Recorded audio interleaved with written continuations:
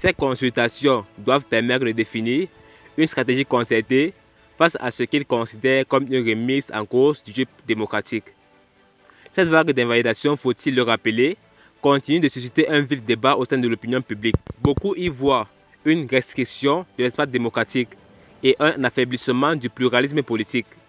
Ces consultations politiques engagées par Laurent Gbagbo, selon des sources proches du Parti des peuples africains Côte d'Ivoire, s'inscrivent dans une logique de préservation du dialogue et de la cohésion au sein de l'opposition dite significative. Selon nos sources, ces consultations doivent permettre de définir une stratégie concertée face à ce qu'ils considèrent comme une remise en cause du jeu démocratique. De leur côté, les représentants du PTCRDA et du GPS et du FPI ont salué cette démarche, la qualifiant d'acte de responsabilité dans un contexte politique tendu. Lundi, en réaction à l'évaluation de son dossier de candidature, Tidjam Thiam, en exil volontaire en France, a dénoncé des assauts permanents contre la démocratie et des dénis du droit.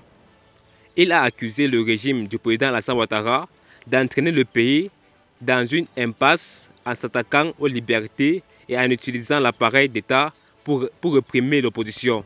Le pouvoir, de son côté, rejette toute implication dans les décisions de justice, encore moins dans la décision prise par le Conseil constitutionnel, brandissant l'indépendance des institutions de la République.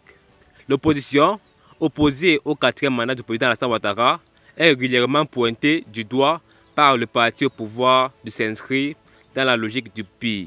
Tous ceux qui sont impliqués dans la préparation de ce funeste projet de déstabilisation doivent comprendre que l'État ne faillira pas, a prévenu Kobena Adjumani lors d'une conférence de presse le 21 août dernier, appelant au calme et à la sérénité. Il a assuré que l'élection présidentielle se tiendrait bien à la date prévue. À un peu plus d'un mois de la présidentielle du 25 octobre, le climat politique reste tendu en Côte d'Ivoire.